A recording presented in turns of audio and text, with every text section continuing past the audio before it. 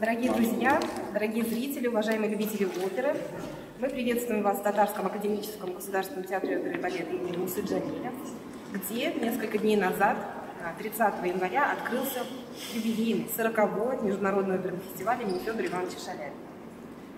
Шаляпинский фестиваль, как все вы, наверное, знаете, старейший в России.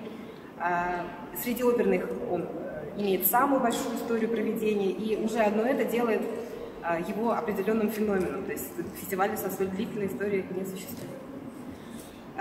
Специально к нынешнему юбилейному фестивалю мы подготовили выставку. Мы театр, но на самом деле это делал не я, хотя можно так подумать, да? Мы делали сотрудники нашего архива-музея.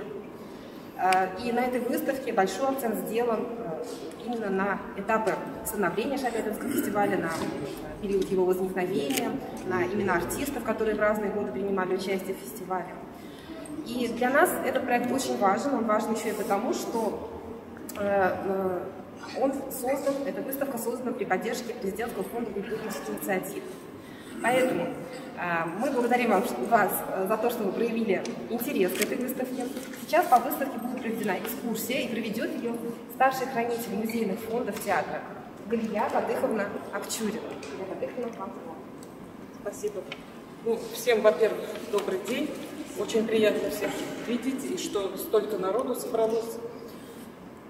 Я постараюсь вам рассказать все, что мы постарались сделать на выставке. Итак, значит, вот уже Жанна сказала, что это у нас 40-й фестиваль. И если для зрителей фестиваль открылся 30 января, то подготовку к фестивалю мы начали практически с начала театрального сезона. Для нас было важно определиться с тематикой выставки, с ее содержанием, и поэтому мы много времени посвятили подготовке, изучению материалов и так далее, но это, само собой, разумеется, всем понятно. Я хочу сразу сказать, что наша выставка не просто силами театра.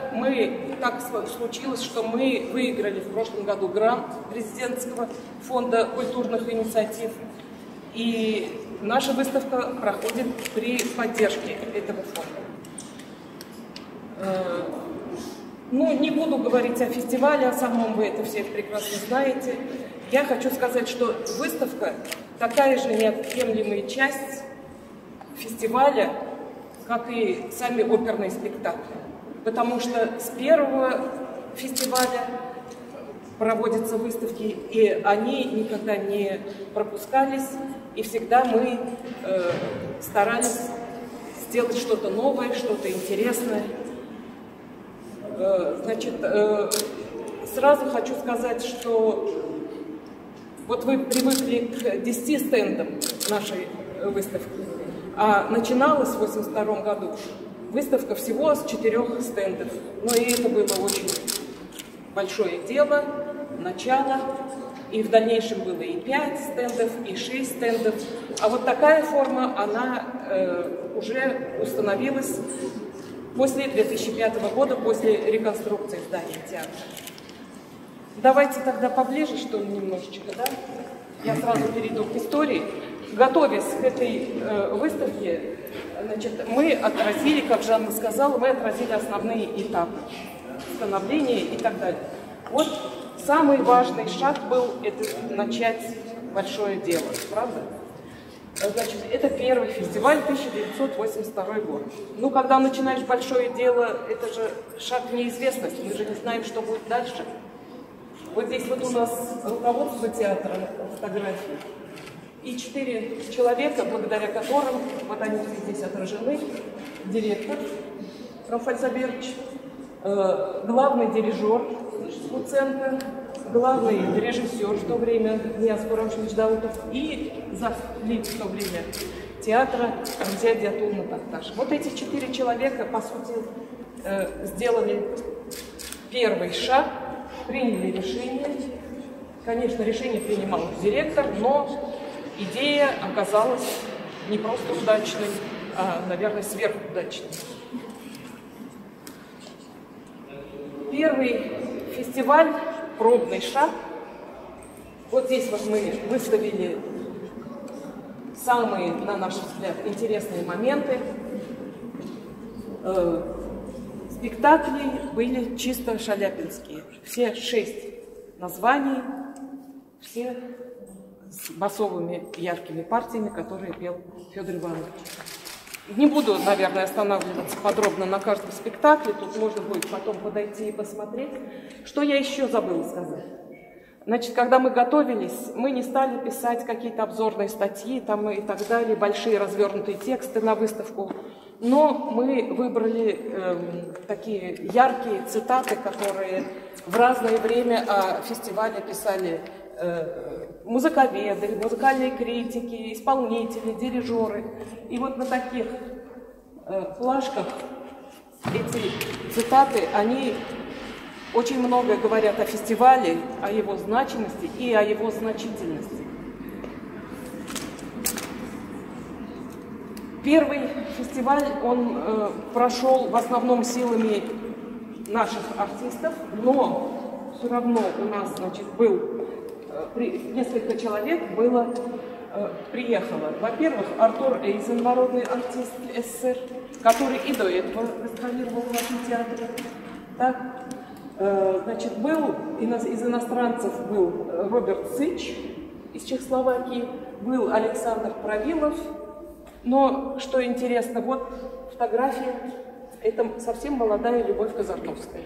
И получилось, что она в этом году открывала фестиваль, да, и вот, понимаете, 40 лет прошло, и она прекрасно помнит, как она здесь у нас была.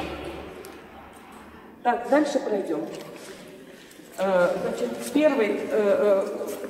начало фестиваля было региональным по своему характеру, хотя мы ему название не давали. Значит, через 3 года он получил статус всероссийского, но уже с самого начала фестиваль получил довольно большую известность, поскольку на второй фестиваль вы видите, какие великие артисты. Это третий. Нет, тут и второй, и третий. Да, 83-84. Да. Это до того, как присвоили. Да. Здесь и опять Артур Эйзен, незабвенная Тамара Синявская, можно 2 слова скажу? Людмила Филатова. Давай, вспоминай. Я тоже присутствовал с 3-го фестиваля, начал здесь работать. И вот приехала Синявская. Я говорю: Тамара Ильинична, я говорю, знаете что? Я здесь. После того, как она спела уже, я говорю, до того, как она спела на спектакле, вы знаете, люди вообще, полный вестибюль народу, билет давно продано. Люди говорят, можно пройти, можно. И стояли до 2-го антракта. Люди стоят, не уходят. Потом смотрю, как я хожу, нет никого. А где? Они снесли всех моих билетеров, убежали на 3-й ярус, сбросили все свои одежды. Я выхожу, а там Монблан, пальто стоит. Что с ними сделать? Они забежали, там где-то рассосались, человек 150, наверное. Что делать? Вот такой был 3-й фестиваль с Тамарой Ильиничной. Фигура. Да, вот такая краска. Не только Тамара Синявская, хотя, конечно, это была самая, наверное, яркая страница фестиваля. У нас в гостях была и Людмила Филатова, совершенно известная, очень известная певица. Да, замечательная. Бывшая артистка Они театра, прям как соревновались тоже, и 2 Кармен было, таких просто необыкновенных. Вот. И другие, и Александр Ведерников, который народный артист СССР, который тоже многократно приезжал к нам и на фестивале, и очень хорошо отзывался. Всего 3 года просуществовал фестиваль, и в 1985 году ему было присвоен статус всероссийского. Фотографии знакомые. Единственное, где мы нашли вашу компактную фотографию. Да. Замечательный снимок в фойе сделанный. Значит, и вы посмотрите тоже, какие артисты у нас принимали участие. Просто необыкновенные. Прежде всего, конечно, это Мария Биешу. Лучшие в то время Чучур-сан в мире, она считалась во всем мире. Булат Минжилкиев. Прекрасный бас. Да. Он не только выступал в опере, но и давал здесь сольные концерты, 2 концерта дал. Вот хочу вам прочитать цитату, просто мой реверанс в сторону клуба любителей оперы. Основным достижением Татарского оперного театра и проводимых им шаляпинских фестивалей является то, что ему удалось сформировать публику, любящую оперу и свой театр. Не случайно в нем возник клуб любителей оперы, объединяющий людей самых разных профессий и возрастов. Спасибо, Это про вас. Спасибо. И кто не знает, вот возник в 1986 году, да, клуб любителей оперы, и по сей день он функционирует. Это просто исключительная, уникальная организация, которая просто единственная в России, да. 35 лет. Так же, как и Шаляпинский фестиваль, ни один фестиваль не может с нами сравниться по долгожительству, ну и по качеству, я надеюсь, тоже. Да, и также и клуб любителей оперы, он такой же уникальный, мне кажется. Спасибо. Как сказать, организация. Так, ну что? Валерий Васильевич наверху. Ну, это который больше всего... Ну, создатель, при созданию усилий приложил для создания. Да, Да. с его Но приходом это... главное не только Валерий Васильевич, а что люди откликнулись и очень хорошо объединились.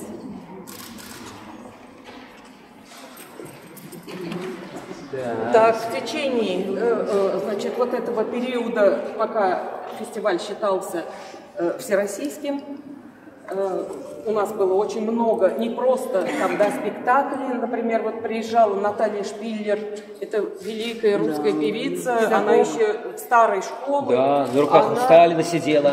Да. Вот она открывала мемориальную доску на фасаде дома Лисицына. Это, Пушкина. Ну, Пушкина, это... Флигель там внутри был. Да. И вот, и она и мастер-классы проводила. И очень хорошо. Мария Биешу приезжала, значит, представляла лауреатов конкурса имени Глинки. Интересный факт, может быть, многие уже об этом и знают, что она первой, значит, после выступления в спектакле, она сделала вклад в первый фонд, отдала свой гонорар в фонд установки памятника Шаляпину. Это было первый человек, кто вложил. Да. Вот. Юрий Мазурук. Анну Кааль, вот самая большая и красивая фотография, это вот как Мария Биешу лучший Чо-Чо-Сан, а это, да, она была лучшей Виолеттой. И просто на ура знаю, что тогда прошел этот спектакль. Да. Очень хорошо показались и наши артисты, они много раз говорили, ну и вы знаете, наверное, что фестиваль их очень сильно воспитывает и профессионально подтягивает, и они сами растут. И вот 91 год, когда фестивалю присвоили статус международного. С тех пор уже 30 лет мы продолжаем в этом статусе работать. Наша почетная, очень долго ожидаемые гости Ирина Архипова, которая пела графиню. И здесь есть ее... тоже про нее. Ну да, вот конечно. Был два случая у нас ужасных. Когда не... Она проводила, Архипова приглашает в Екатеринбурге, в театре. И, ну, говорит, и потом говорит, да, я приеду в Казань. Вы знаете, но всегда же мы привыкли из Москвы, сегодня ты выезжаешь, завтра мы тебя встречаем. А тут не сообразили, она из Екатеринбурга едет.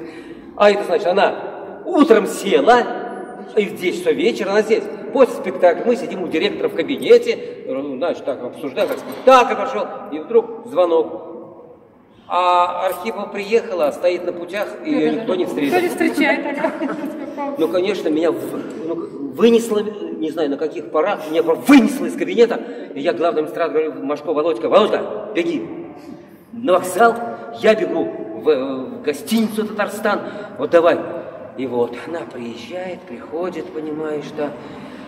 Я говорю, и так она смотрит, ну как это графиня настоящего, вестибюль, ходит в вестибюль Татарстана, знаешь. Я говорю, ну пойдет, вы это, и начинает что-то объяснять, я ничего объяснять не надо, вот я сейчас здесь сяду и буду сидеть.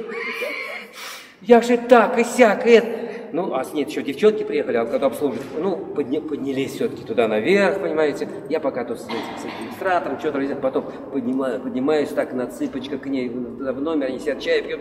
Я так стою, что там бормочу, что-то. Она, ну ладно, идите тоже с нами чай пить.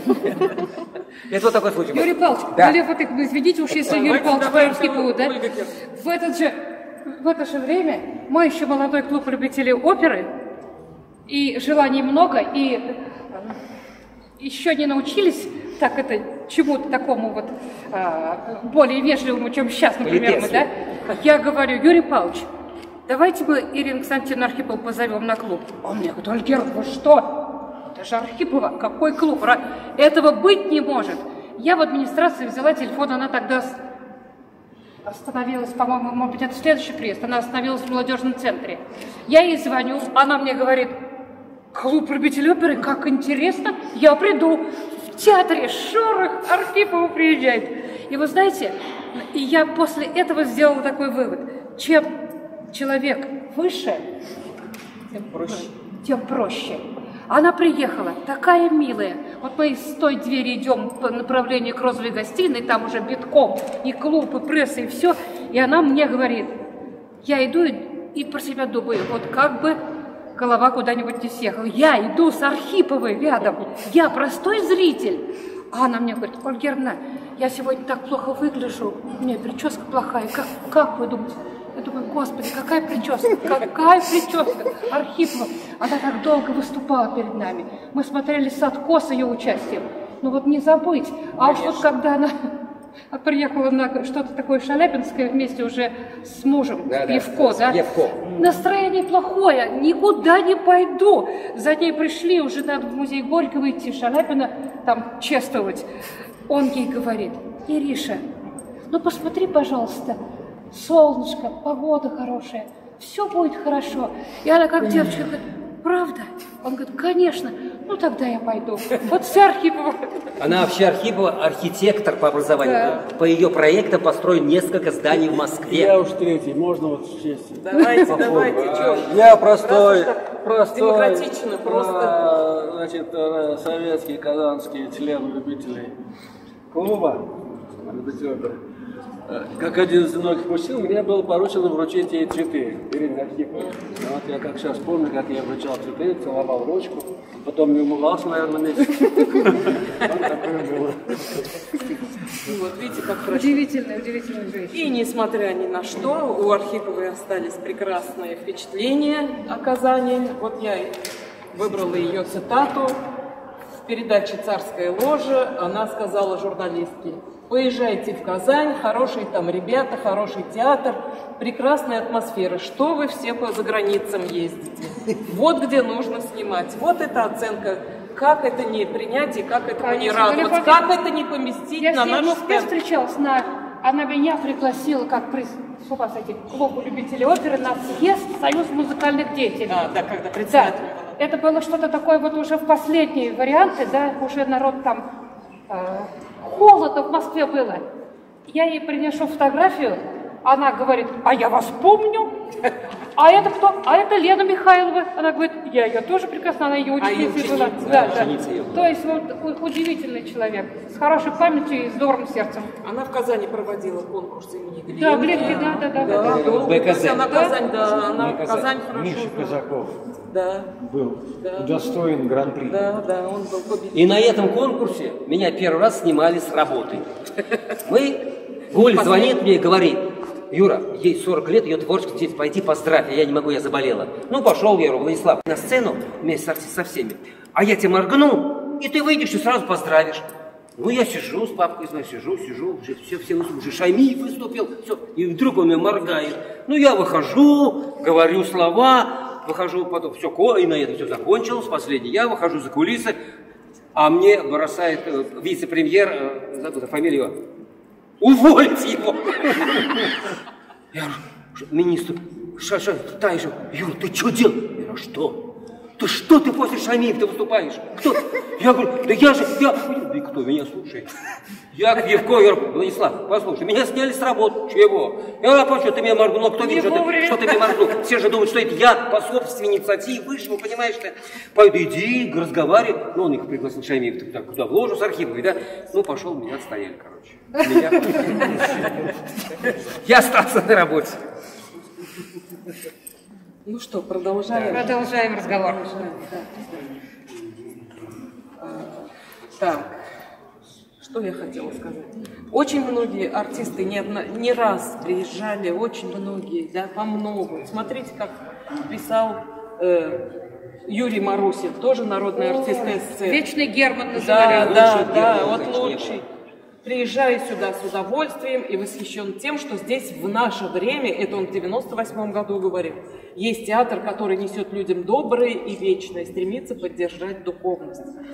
Вот столько цитат, столько вот таких высказываний, просто вот, гордость берет, честное слово. Мы ведь все равно, рядом находясь, не всегда можем оценить. А вот когда начинаешь обращаться вот к этим выступлениям, высказываниям, да, вот уж тогда мы, наверное, на полную катушку все это. Это звезда, конечно, была. Просто еще вот один эпизод. Я с ним, значит, договорил, что в БКЗ концерт параллельно провел еще. И вот мы с ним репертуар сверстали по телефону, что он будет петь, сам он ест там, смотрю, что-то диктует мне, понимаешь, я записываю, что он будет петь, афишку выпустили, ага, все это продаем, понимаешь, ага, он должен будет петь в Богеме, и потом звонит, говорит, я, говорит, это не могу, может, один день перенести? Это все продано на следующем Богему, а значит, а что я делать-то? И что делать-то? А во Фаусте Валентина пел Сметанников. Вы знаете, вот какая была и Сметанникова, и он популярность. Мы автоматически передвинули на место Фауста Богему, на место Богема Фауст поставили, никому ничего не сказали, объявление повесили перед зрителями, что они... Никто не сдал билет. Вместо Богема они Фауст послушали, вместо Фауста послушали Богему. Вот такая была популярность вот этих... Абсолютно. Вот такой случай был. Лучшего Германа нет, много, нет. Хороших, все. Но Марусин, не обладая уж настолько таким роскошным голосом, он так этот образ вел, да? Он даже когда шепотом говорил, когда надо петь, зал, вот гробовое молчание было. Он самый убедительный Герман вот во всей истории, моей, по крайней мере, точно. Мы вам не мешаем, Глеб? Нет, наоборот, очень хорошо. Это же лучше, когда вот так свободно, демократично, и вы дополняете, самое главное, да? Потому что у меня сухой рассказ, хочешь не хочешь. Мы слишком много помним, да, Юрий Павлович? Конечно, конечно, за 35-36 лет уже, да. Как не вспомнить. С годами к нам стало ездить не просто там российские звезды, как часто писали, звезды советской вокальной школы, да, потому что время уже шло, страна поменялась, границы открылись, стали больше, гораздо больше приезжать и иностранные исполнители. Конечно, все равно основу составляли наши артисты. Так, сейчас. Здесь уже, наверное, вот те свидетели: Виктор Черномор, Сусанна Чехоян, да, Анжелина Швачка, это тоже очередная просто прекрасная Кармен, да, и так далее.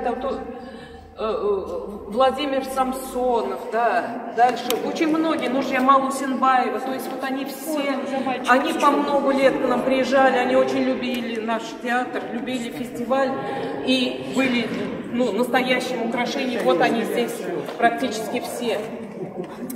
И здесь тоже это все появились уже тогда и Альбина Шабимуратова, да, помните, прекрасная царица ночи, вот костюм там, конечно, гостиный висит, да, Ахмед Агатеев появился уже тогда, очень ярко так вышел на сцену.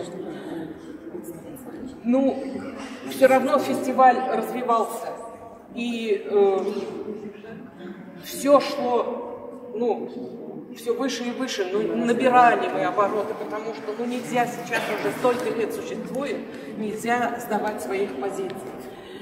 Помните, Евгений Онегин, где дирижером был Михаил Плетнев, тоже своеобразный очень спектакль, конечно, там и вопросы были, но все равно для нас это было очень большое дело.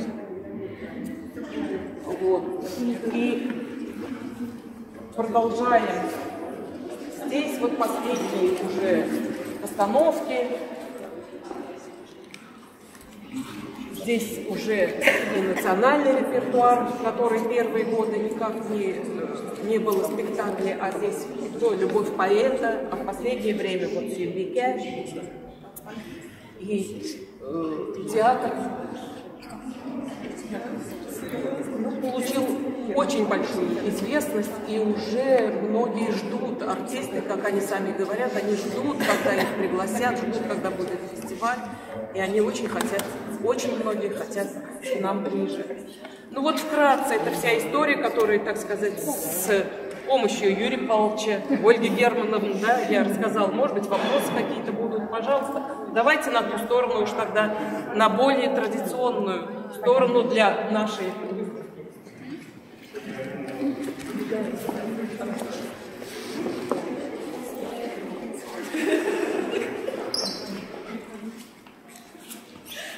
Каждый год мы отмечаем юбиляров, вообще каждый год юбилеев много, и композиторы, и исполнители, и так далее. Да? Ну вот, я думаю, вы все уже разглядели вот эту фотографию. Да? Нет, нет. Мы тоже, мы и не думаем, даже не только не думаем. Да. Многие, наверное, помнят Зулейху Гатауловну, Альфию Галимову, да? Галину Ластову и так далее. Но я хочу обратить ваше внимание вот на эту фотографию. Это наша Рабзия Диатулна, человек, который работает, продолжает работать в театре с 1963 года. Через неделю у нее юбилей. Да, ну 7, ну в понедельник. Да. Вот, к сожалению, здоровье немножечко подводит, но человек уникальный, который очень много сделал, и при ее участии огромном существует по сей день и клуб любителей, и сам фестиваль, понимаете? То есть это человек всю душу и всю силу, все вложивший. Просто она моя коллега, поэтому я не могу обойти. Спасибо, это нам особенно приятно. Ну что вы, мне самой как приятно. Еще, смотрите, сплошные юбилеи. Наша национальная гордость тоже спектакль «Башмачки» Башмагом, да, уже 80 лет первой постановки. Это сколько после него писалось музыкальных комедий, все равно «Башмачки» остались непревзойденными. Несмотря на то, что музыка была написана за 3 месяца, в 1942 году Файзи, композитор, написал всего за 3 месяца. Ему Адель Кутой подсказал: сделай что-нибудь, чтобы поднять настроение у народа. И вот, пожалуйста, действительно, до сих пор, если вот посмотреть этот спектакль, он все равно вызывает действительно вот, ну, приятные, радостные, веселые чувства. Здесь тоже исторические фотографии. Это 54-го, но даже в 42 году вот афишу выпустили особенную, она тоже была цветной, к сожалению, мы не смогли ее сюда, она была очень редкая. Но афиши всегда были красивые, и много, очень часто шел этот спектакль раньше, только в последние годы он сошел с репертуара. Еще одна наша гордость, да, ну как не гордиться спектаклями, которые получили государственные премии. Таких опер 6, по-моему, мы здесь сделали. Ну вот здесь вот 2 оперы Назиба Жиганова. Он, правда, не государственная премия не только Татарстана, а здесь вот, например, за оперу «Алтынчеч», которая была поставлена в 1941 году перед самой войной, он получил сталинскую премию, тогда называлась, но потом государственную премию СССР. И за оперу «Джалиль» наш незабвенный Нияз Курамшевич, да, это государственная премия уже имени Тукаева. Один из лучших наших Джалилей Хайдар Бекичев, которого вот все время смотришь, и сердце кровью обливается, поскольку он очень рано ушел.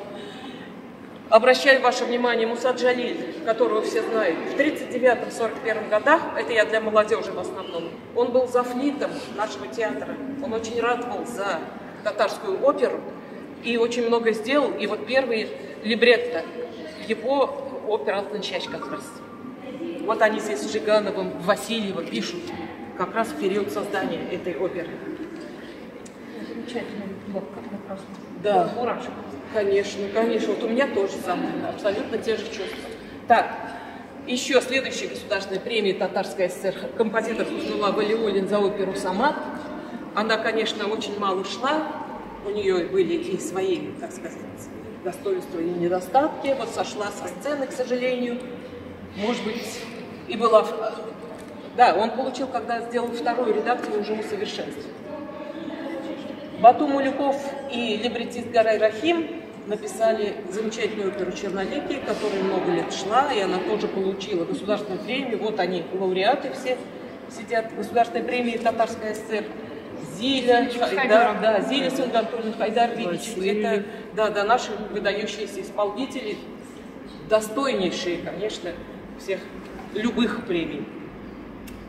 И здесь уже наши более современные, я не знаю, как Резида Ахиярова, человек, который, в общем, женщина, создавшая столько музыкально-сценических произведений, что просто аналога этому нет на сегодня в России, по крайней мере, точно.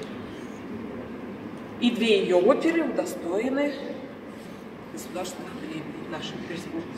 Это и «Любовь поэта», и «Сильвия». Я считаю, «Любовь поэта», вот как начался, вот эта премьера. Она все равно самая лучшая. Галя Фатыховна, я вам сейчас всем, я ни одного спектакля не пропустила. Мы с Резидой Закиевной знакомы, она преподнесла нам по такой подарок за месяц до премьеры. Это вообще не свойственно в театре, да? Она пришла вместе с Венерой Ганеевой в этот красивейший зал Союз композиторов, и она представила нам свою оперу. Она рассказала об этой опере. Венера очень много пела. Ведь лучший Зайтуны тоже не сыщешь, да? И вот я считаю, что это один из самых лучших спектаклей нашего театра. Да, «Суетбеке» бесподобное. Но вот это вот начало, вот это необычная сценография и, ну не знаю. На все 100% согласна. От первого звука до последнего. Для меня это лучшее. Да. Вот, и балет. Да, и вы знаете, да, и когда пел Мунир, да, и последний момент, когда он тоже уходил на пароход, я, взрослый человек, если не сказать, что старый, когда он заносил ногу на пароход и замер. Я так думаю, Господи, может, останется, стукаю. Вот понимаете, он как ребенок, да, потому что верила от и до. Настолько все было убедительно до сердца. Я вот несколько кланяюсь этой женщине. Нет, это просто уникальная личность. Уникальная. Просто с такой силой, маленькая, просто не крупная женщина, а столько у нее внутри силы. Ну, уж в Сильвике, конечно, это Гульнорочка Гатина, когда она уходит, то есть когда она еще вот с этим шарфом, да потом уходит. Невозможно. Это просто бесподобно. Ну, буквально 2 года назад это государственная премия. Да. Достойно, все достойно. Очень. Ну и так случилось, да, вот вроде бы не специально, но 2 верийские оперы у нас друг за другом, как говорится, были поставлены, да. Леонковалова и Пуччини – это одно направление в итальянской опере и вообще в итальянском искусстве.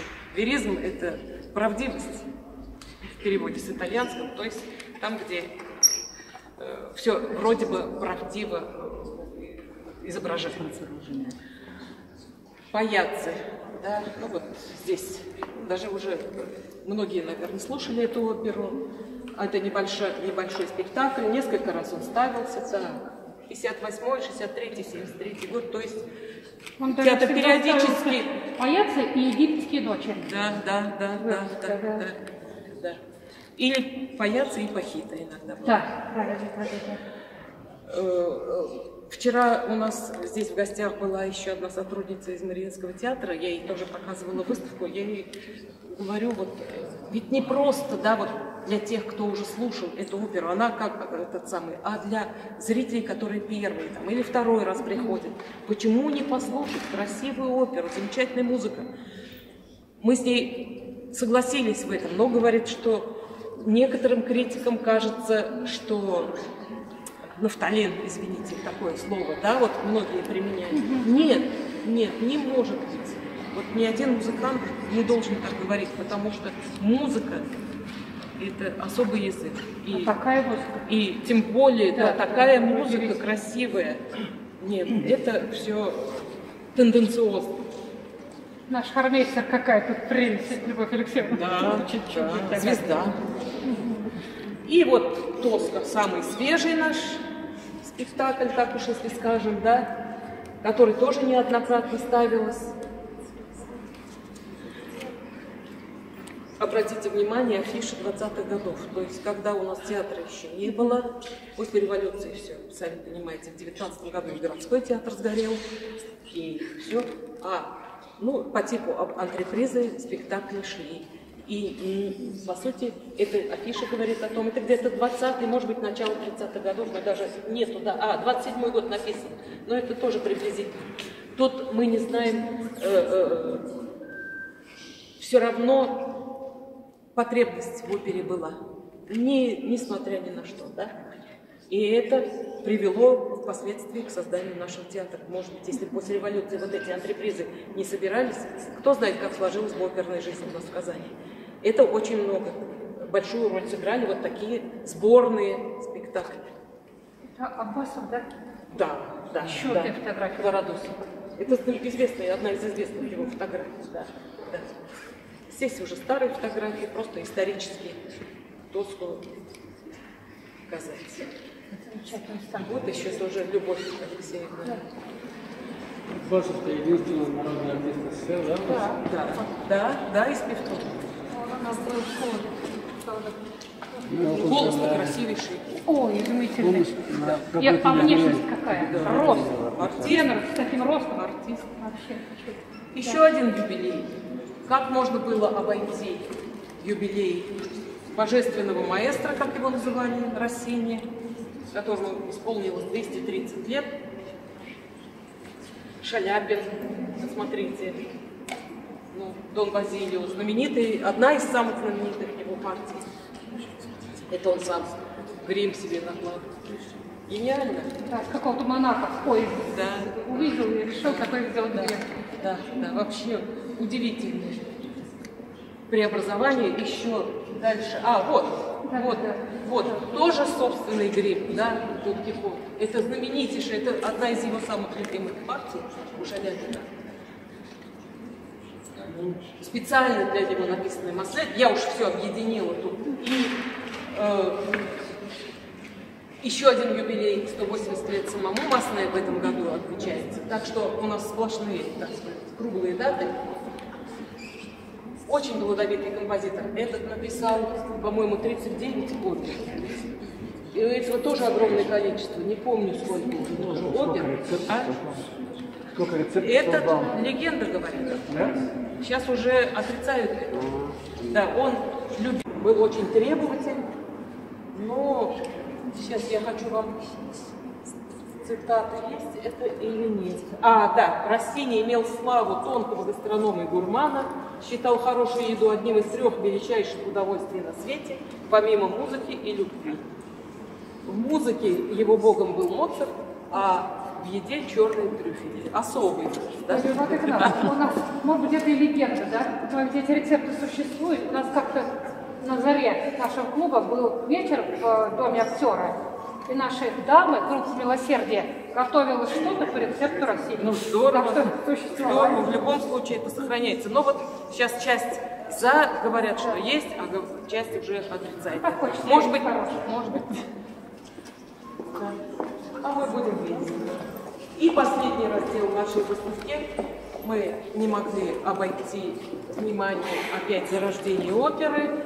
Это была как раз та атмосфера, когда родился и Федор Иванович, да, он родился в 1973 году, а в 1974 году в Казани начались постоянные оперные спектакли. Вот самый первый спектакль, который был поставлен, и вообще, так сказать, оперные спектакли в дальнейшем идущие, благодаря знаменитому оперному антрепренеру Медведеву.